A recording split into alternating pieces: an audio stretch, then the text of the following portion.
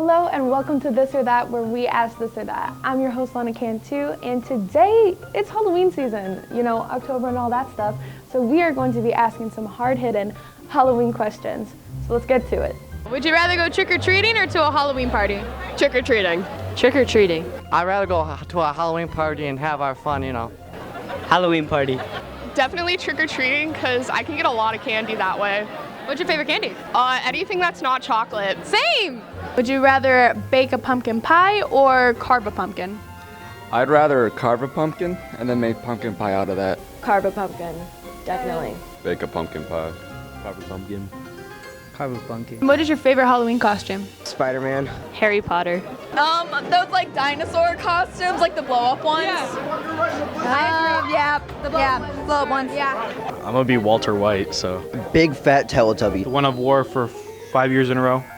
And which is that? A biker. Thank you for your time. Thanks for watching This or That, where we ask this or that. Some of those Halloween costumes give me ideas for my costume this year. But you know what? We still got more questions to ask this year, so go submit any ones that you want asked. You can go see yourself on This or That, watch for the girl with the camera in the cafeteria. But you know what? That ends it for today. So have a wonderful day. Thanks for watching.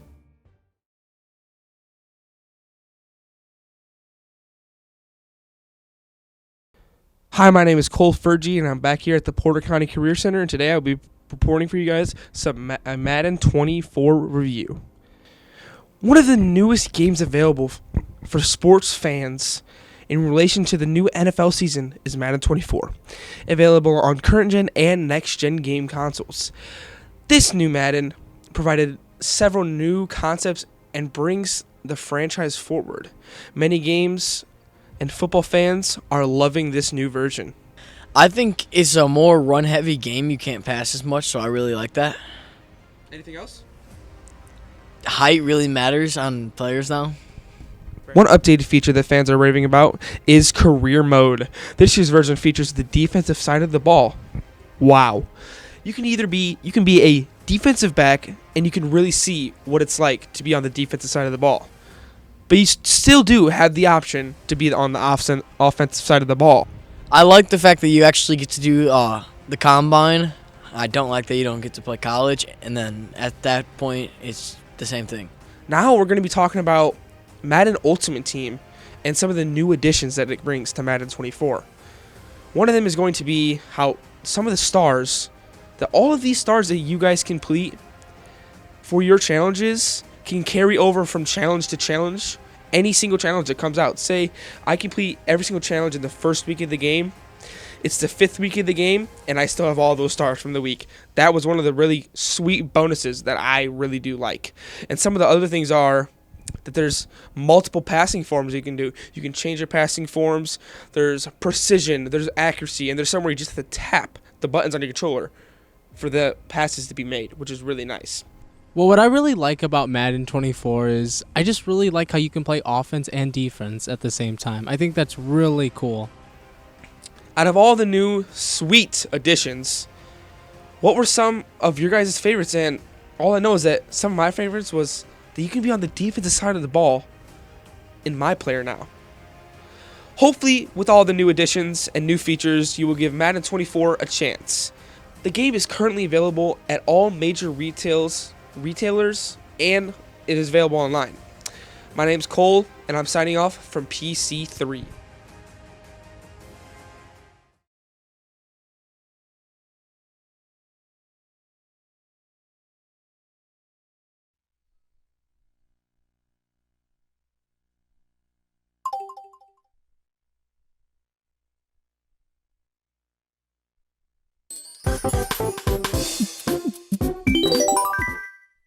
Super Mario. You've probably heard of him before.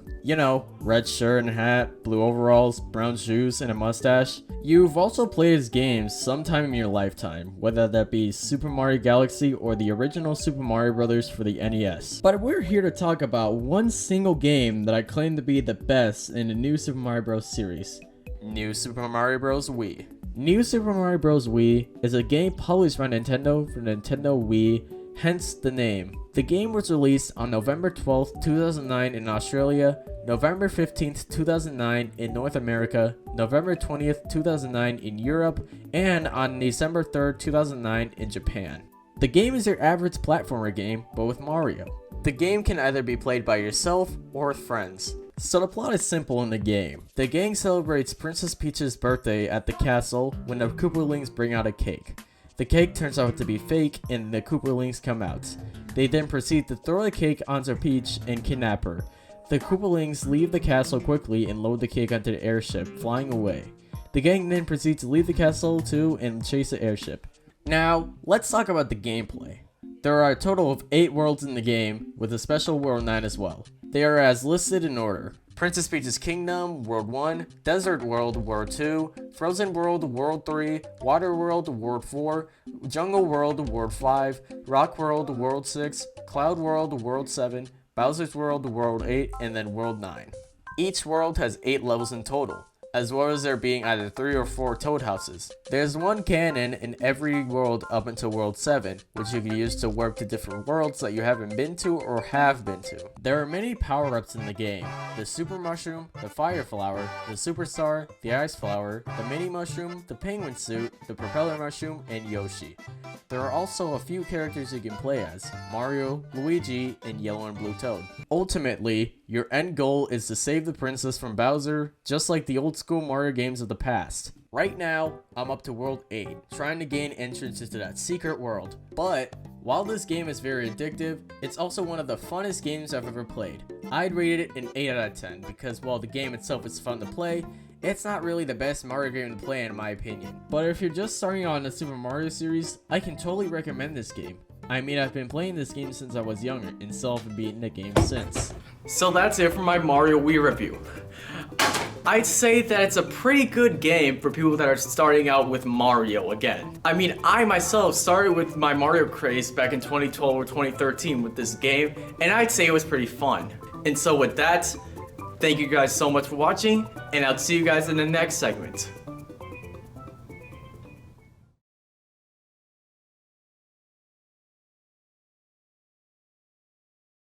It's Skater here, and this week I've been going through the internet to find the weirdest, oddest, nail-biting stories of what the weirdest people be doing. And so around 90% of people take care of their nails around like 2 weeks, but this person doesn't really do that. He's a part of that 10%. That is Richard Gibson from Lafayette, Louisiana. Now, I don't know how people get down in Louisiana. This guy clips his nails after they're an inch long and then puts them in a jar that he's been keeping since 1978. Before cars was made, he's been keeping his nails. And his ex-wife insisted that he'd hide them whenever he would have company. Luckily though, Gibson is actually really proud of this achievement, and he got an award for it, and he got books, record books soon. And now that I think about it, it's really my time to shine, because who said I couldn't beat his record? And so this is day one of trying to beat Richard Gibson's toenail record and fingernail record. So we're gonna start with the toes. Wait, nah, I'm not feeling this. It's not really me. Like, maybe let's think of something else. It's day 2 of trying to complete a world record. So I'm thinking handstand. I gotta beat 12-minute handstand. I'm gonna have 3 tries. It's better than nail clipping, so one last try. Gotta make this the best try. And no, more of a foot down, head up type of person, so instead, I'm just gonna try one last thing, and it's gonna be trying to jump over my leg. Got it wrong the first time, but I think I can get a record for this one. Pretty athletic. I think I got it. Second time, oh, that was pretty bad, but I got one last try to get it 100 times in a row. Let's see. I got it, but didn't get a record. Thank you for tuning in with Caden, and I'm out. But if y'all got any odd records that y'all hit, let me know.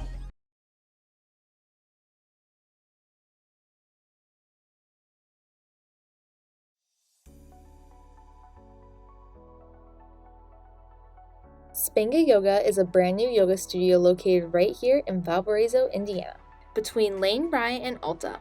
Spenga Yoga takes great pride in their cleanliness and offers classes to all ages. One of the biggest additions to the studio has been the kids' room, which has been a big hit for the little ones. I think that the kids' room improves Spenga because moms who don't have childcare elsewhere can bring their kids and still come in and work out and take time for themselves throughout the day and not have to worry about their kids for an hour. One thing that sets Spenga Yoga apart from other studios is the cleanliness that is expected each and every day.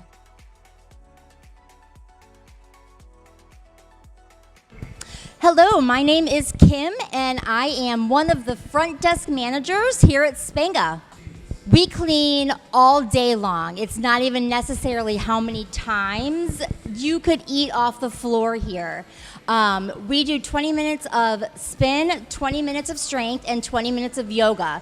So once a group is done with their cycling and their spin session, we clean all the bikes that are used. Once the strength goes to yoga, we clean all of the dumbbells, anything that was used for strength, and then we do that when you're done with yoga. Spenga Yoga offers a variety of classes featuring weights, yoga, and a workout bike. My name is Caitlin Kapek.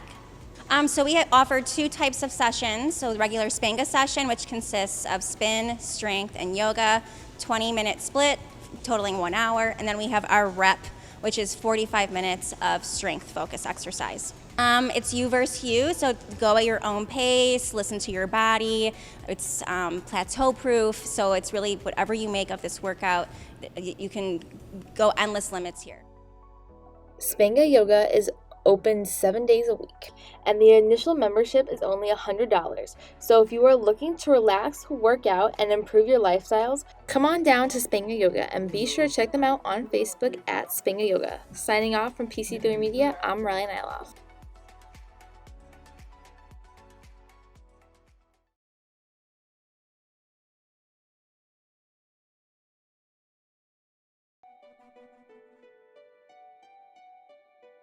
In the left corner, standing at 8.41 inches tall, weighing 1.5 pounds, your reigning champion, NOS Energy! In the right corner, standing at 6.20 inches tall, weighing 1 pound, tonight's underdog, Monster Energy! This is Drink Wars! Monster Energy was founded in 2002 by the Hanson Beverage Company. Since then, Monster Energy has become known for its artful can designs and variety of different flavors. Over the years, Monster has proved itself to be a brand with staying power, as its energy drinks are popular in the US, UK, Japan, and Brazil. Truly, no brand is more worthy of an opponent for tonight's matchup. And now for today's champion. And come on guys, you all know where we're going with this. NOS Energy was founded in 2005 by the Fuse Beverage Company. NOS Energy has become a popular pick all over America since. Last year alone, the company raked in a profit of $108 million. Now that's impressive. NOS is mainly known for their can design, emulating a cartridge of nitrous oxide system, and for its sharp mango taste. Truly a good contender for its second win in a row. Now for round one, let's discuss nutrition, and it's much closer than I thought it would be. You see, the two have similar calorie counts, with Monster at 230 and NOS at just below at 210. Additionally, NOS barely edges out Monster in terms of sugars, with Monster being at 55 grams and NOS being at 51. However, Monster has one last saving grace. You see, its vitamin count is off the charts, with 260% riboflavin, 500% of vitamin B12, 250% of niacin, and 230% of vitamin B6. This crushes NOS's 240% vitamin B6 and 500% B12. For this round, I'm going to give Monster 7 points and NOS 6 points. And now for the taste test. Alright, so now we're going to start off with the NOS.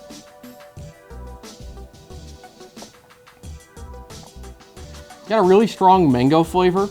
Honestly, it's kind of reminiscent of one of those mango fruit salads. I really like it. The aftertaste isn't too bitter. And honestly, since the last episode, I've kind of grown to like NOS. So overall, it's a 9 out of 10. Now moving on to the Monster.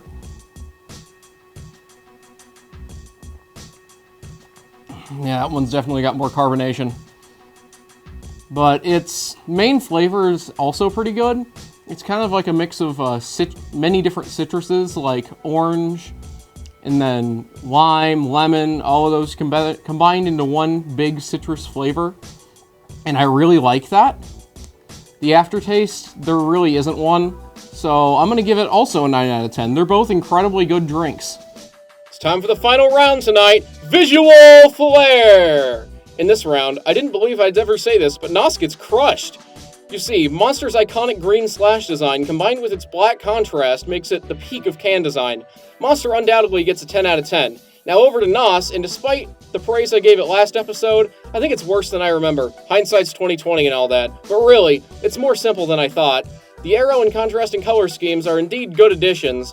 However, I'm looking for a little more in the details department. It's just a little bit too simple. That being said, Nos will still get 7 out of 10 points for the Visual Flair scale.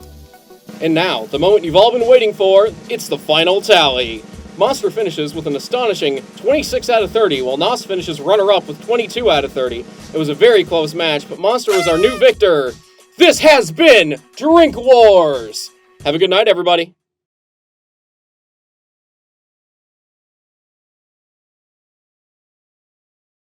The choir program at Hebron High School has been working hard to prepare for 2 big events this winter season. Both our Veterans Day performance and our Christmas concert.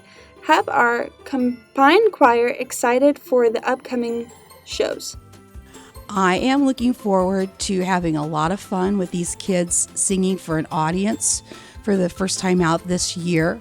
We're still in the form of just putting everything together, and it's always a lot of fun, especially for me as a teacher, to see how it all turns out. Yeah, because I love doing music, and the kids I'm working with love doing music as well. So yeah, that's what I'm looking forward to. Our November show also features our Hebron High School band and play tribute to our service men and women for their sacrifices to our country. Some of our choir members are very excited to perform for these heroes. It's honor. It's respecting those people who served our country, and I think it's awesome that once every year we get to sing for them and have them watch us.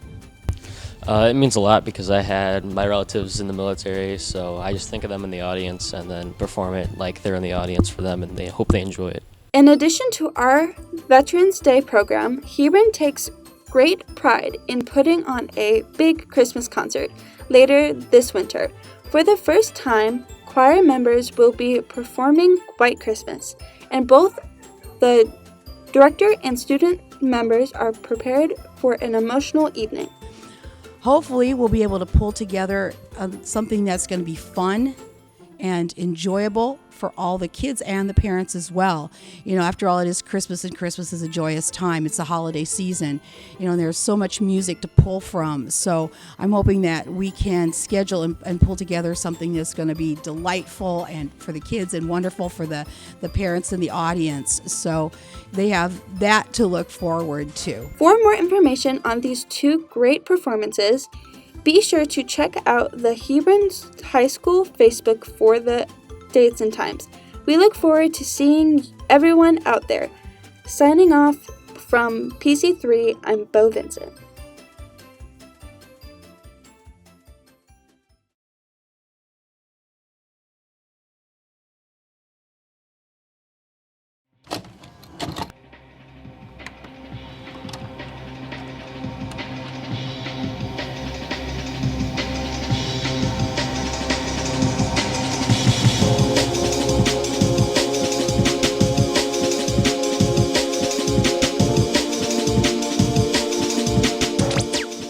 I'm very fond of both things, whether that be movies, TV, video games, anything goes. But today, we'll be only talking about camcorders. Now, camcorders are pretty interesting to me, especially old ones, because of the looks, the footage they produce, and the formats they use in order to take the footage. So let's compare 2 camcorders. Both are different formats, different designs, and different companies. Now let me give out a small disclaimer though. These aren't technically old, but they're so old. Let's begin with the Canon Vixia camcorder. This camcorder came out in March 2010. which is also one of the first camcorders to utilize the AVC HD format. The format used for this camcorder is an SD card, which can also be used to take photos, as shown here. For the design of the camcorder, it's pretty standard, with it having a record button, a strap on the right, optical zooming, and 2 aux ports for your mic and headphones. So now, let's talk about the footage, but before we do that, let's see what it looks like. Yo, this is what my room looks like in the Canon Vixia. It's pretty cool, and it's neato. And plus, it can zoom. It's just your decent camcorder. I mean, yeah, the quality looks different, but it's just your decent camcorder in 2010. Yeah, this thing's like 13 years old at this point. For a camcorder from 2010, it's pretty good. It may be different from what you're seeing on this camera recording right now, but it's pretty good like I said before. I'd rate the footage an 8 out of 10. While as for the picture that I took, an 8 out of 10 as well. Now, let's move on to the Panasonic PV-GS500. But this time, I have both a big and a small one.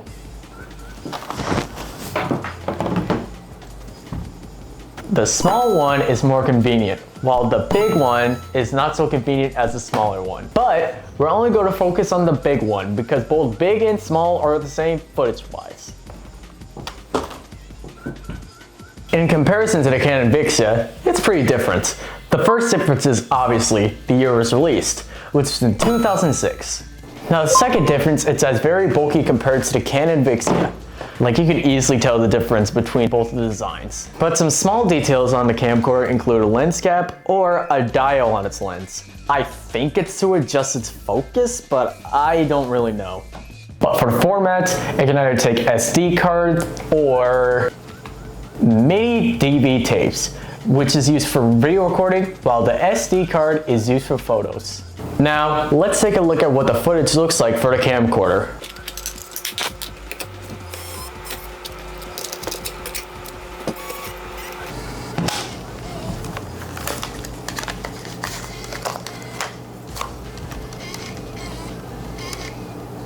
Yo, I'm currently recording on the Panasonic whatever model it is.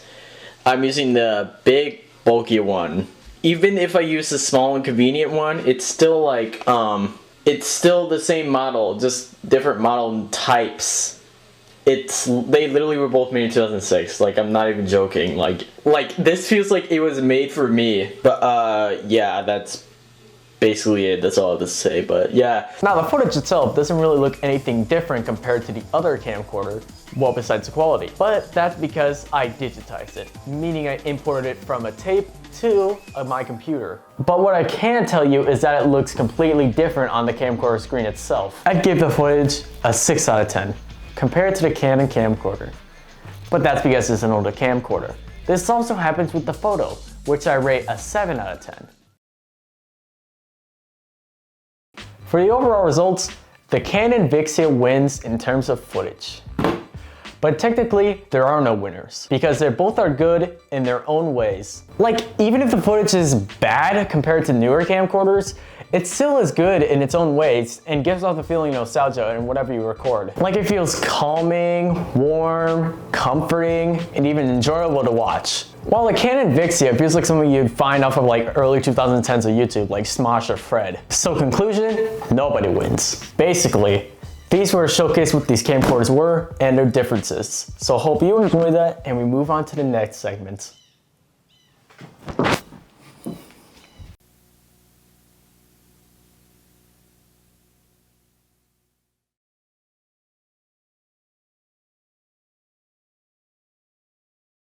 (2018) Subaru Outback. Do you have a dog? Are you a millennial that loves their morning cup of coffee? Do you repost daily inspirational quotes on your Insta story? If so, then you're in luck, because the Subaru Outback is America's millennial mover.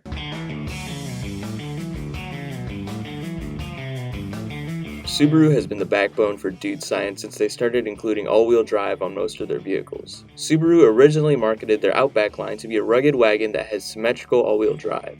To get around these parts, they say you need dogs. Good thing I got my new Subaru Outback. which led to die-hard Subaru fans swearing by the all-wheel drive system because of its solid design. However, it's actually no different than any other car. Nevertheless, for having this pretty underpowered 4-cylinder, the gas mileage is actually pretty great. The main thing that's keeping this car underpowered is the rubber belt transmission, called a CVT. Although, this is the main reason why your miles per gallon is so high as well.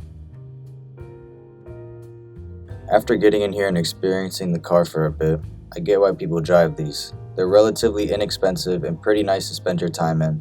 It's got Apple CarPlay and a fairly nice interior, as well as speakers that manage to bump out of the factory. Legroom and headroom are tremendous as well, but there's still a few flaws. The cloth on the seats are not the most comfortable. Cloth seats in cars haven't been comfortable since the early 2000s, so I can't blame them. This is a really minor complaint, but I hate when automakers do this. They have a completely black interior, but they decide to cheap out the headliner and keep it beige.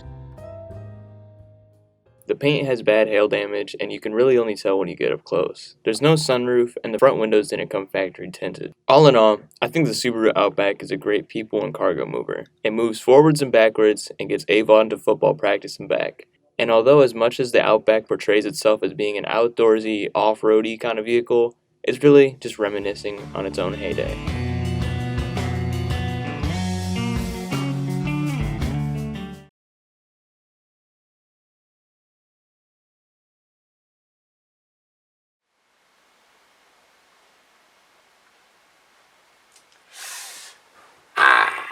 I can't wait to watch some Scooby-Doo. The best show to watch on a Tuesday night like tonight.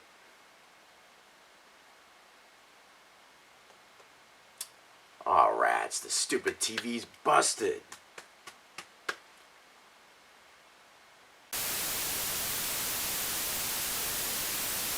Don't call the repairman. If you're seeing this, then the signal probably worked and it should be on the TV right now. I don't know whose TV it should be on though, but that's not the point. I'm currently on the run right now, but I do want to talk about a popular subgenre of horror that's been on the rise, and I personally believe it's going to be on the same level as thrashers and thrillers, all those different types of movies. I want to take the time out of your night, give you a little warning about the subgenre of analog horror.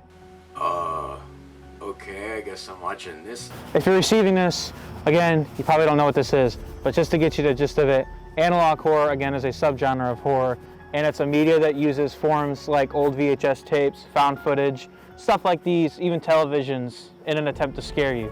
The reasons these devices are used in this type of media is it tries to prey on your nostalgia, since for some, our childhood was filled with VHS tapes, and at least for me, I grew up with only satellite networks. I didn't get the luxury of watching SpongeBob. No, actually, that just sounds like you were poor and didn't watch SpongeBob, actually. So you're a loser and dumb, probably. Analog horror doesn't date back too far, only into the 1998s with the release of the Blair Witch Project, a movie from the late 90s that took many away by its found footage style of filmmaking, in which case the footage of the movie was of the 3 people that got lost in the woods in the movie. Obviously this wasn't a real thing that occurred, but the audience reactions to the film told the world that there is a niche for this type of subgenre, and thus began many of the works that we know now today, most of them deriving from YouTube. Alright, buddy. Scooby-Doo, where are you? Get this guy off my screen. Some projects like Local 58 TV derive their horrific elements from using the templates of a midnight news station. This was the first amount of videos that I was introduced to, but I think a lot of people's first reactions, and especially became aware of the subgenre, was from the release of the Mandela catalog. This was essentially something that went very viral. You know, the biggest YouTubers started reacting to it. It was made by Alex Keister, and his videos are centered around alternates, beings that can mimic others and prey on lost sanity. Where's, 5 Nights at Freddy's? Most of these projects usually stick to YouTube, but last year a film managed to get into theaters that actually replicated this type of subgenre really well, a movie called Skinamarink. While the majority of the movie takes place in a house and hallways, using liminal spaces for scenes, the entire movie is able to tell such a horrific story without even showing much of substance at all. Seen the movie, don't care, sucked anyways. Come on, dude. Where's the mystery gang? Get a move on. You probably don't even know me. Well, I gotta get on the run soon. They're probably gonna catch up with me. Don't ignore one of these transmissions if I give you one again. It's not a good idea.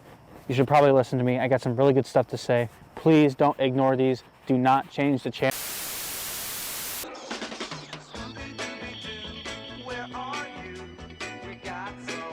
Man, that guy was an idiot.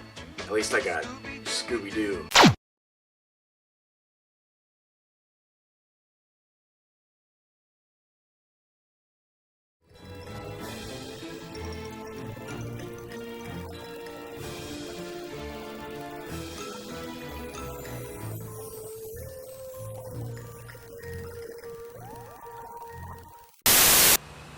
Day 256 of my video notes. I've officially gone clinically insane. I've gone so insane that I talked in the same voice, in the same tone. I don't know what to say to myself. It's just, but there's like nothing. There's no food, no water, no nothing. But I did find this bat. It's pretty cool. It has a pretty cool design by SSK. Professional Edge. I don't know what to say at this point. This is my official last I'm sorry.